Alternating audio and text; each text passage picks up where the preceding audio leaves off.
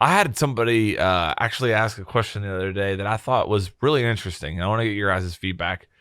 What if Warden's glasses would allow him to see attacker gadgets similar to IQ? But let me like narrow it down a little bit, because I think like your brain can go a lot of different places right there. So one of the problems I feel like with Warden is that, one, his gadget's only useful depending on what the attackers bring. And two, his gadget is very likely to only be useful for like 15 seconds of the round, depending on how the attacking round goes.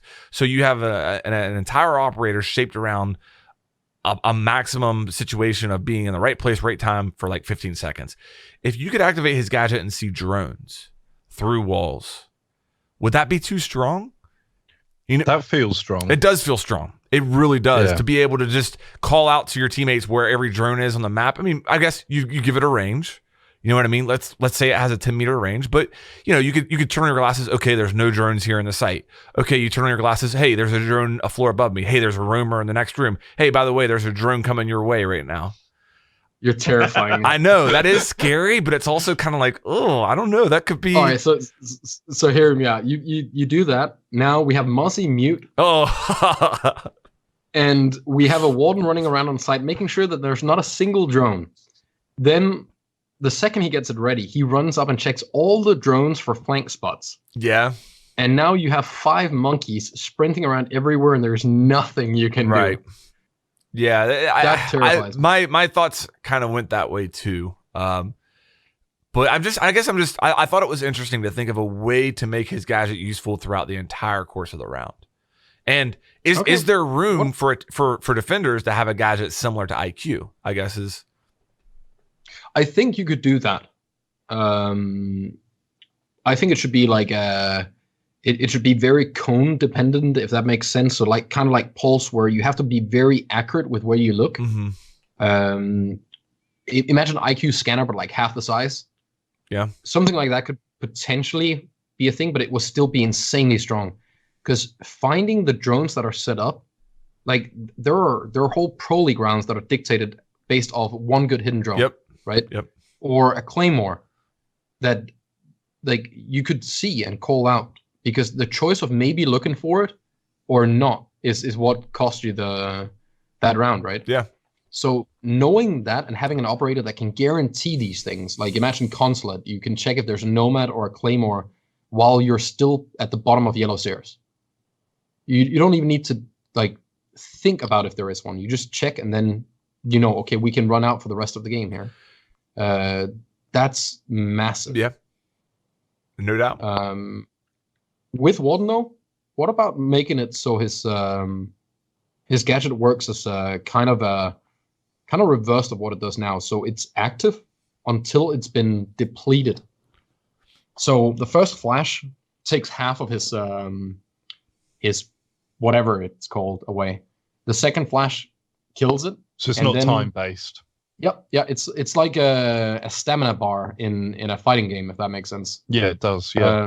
So you'll take like flash damage to your glasses, and once you get past that, basically work like Ying, where you'll throw 1 or 2 flashes in there and he'll be immune, but the third one will get him, and then there'll be a 20-second or a 30-second cooldown for him to be able to use it again. But he would basically just straight up ignore the first 2 flashes. I kind of like that. Yeah, and then he uses his ability if he needs to look through smoke. Okay. And that would also deplete it. Yeah. Well, right. So it's like a two-factor thing. I would be down with definitely 100% that his gadget is active for the first use of flashes, so that you do not have to activate anything. If somebody throws a flash or whatever, it's automatically going to negate that.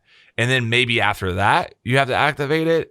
Something like that I could definitely see would be really cool. It doesn't make necessarily a lot of logical sense. Why would it work like that? I don't know. But that doesn't matter to me. I think the gameplay ramifications of that would be really good. Yeah, I like that. Oh, I'll make it make sense. So Yana she recharges her holograms, right?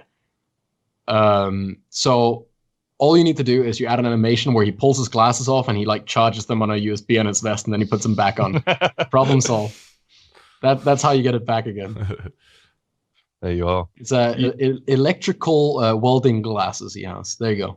You're Now not there's an a law advocate to of it. giving him smoke grenades, then, which is the common one I hear, or stun grenades even, or Well, stun grenades wouldn't.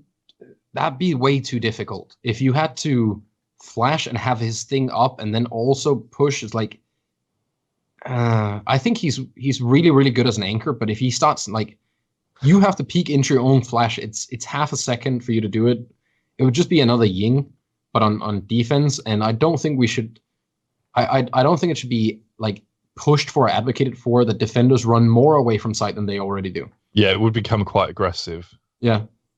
I think if you gave a defender flash grenades, you would see the frustration with that operator skyrocket.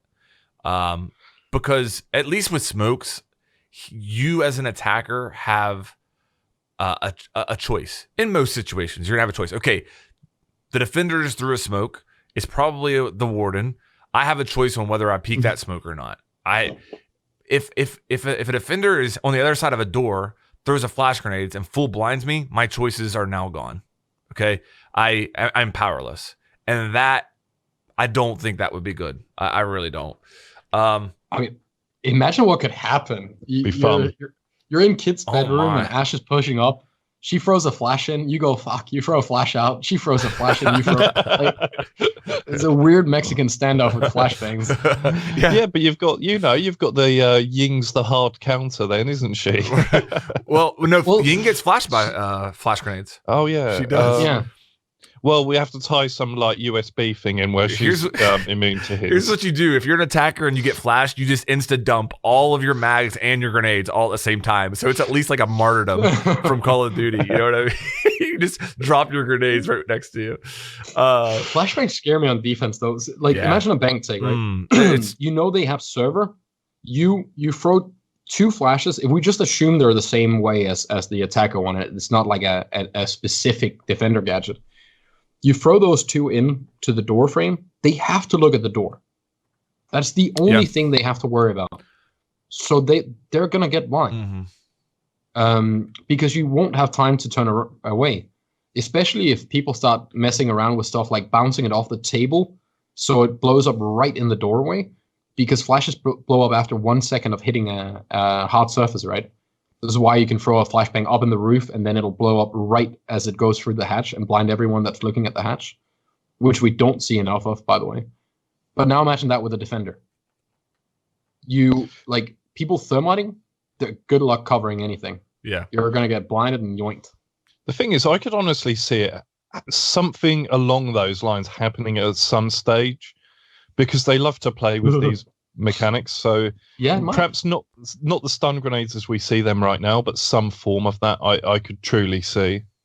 Yeah. Because there isn't a defensive operator that has that kind of mechanic that is that kind of Works. Yeah. Kind of. Yeah, maybe. I mean, he has that sort of nomad thing going on, doesn't he? Yeah. It's not Well, really the Ella. same thing, but Ella and Echo would probably be the closest ones because That's true. They mess with your vision and your sensitivity, whereas the other one just takes like your vision completely away for a set amount of time, right? And people don't throw Ella's Grismots nearly enough. Like you can use those things like flash grenades, and they work like that really well. Yeah, you can stop plants. Stop plants. I mean, if you just get in a gunfight and both of you guys are behind cover, whoop, there you go. It's actually not that. I think I can't remember what game. We've seen it in Pro League. We've seen someone sit in red hallway on bank, throw Ella mines to stop the fuses. To like instead of echoing or instead of smoking. Yeah, it's kind of neat because if there's anyone close to like trying to shoot C4s and stuff, it goes off by itself, and it kind of blocks you for a second or two from planting. Right, you can't like insta plant right after. And it becomes even harder for them to turn around. So if the guy is planting with his back towards the wall and you throw the Ella mine, he's almost guaranteed to be slowed enough that if you throw a C4 with that Ella mine, he won't be able to actually run away. I don't want that to become a thing. It takes really a lot don't. of coordination, right? Yeah.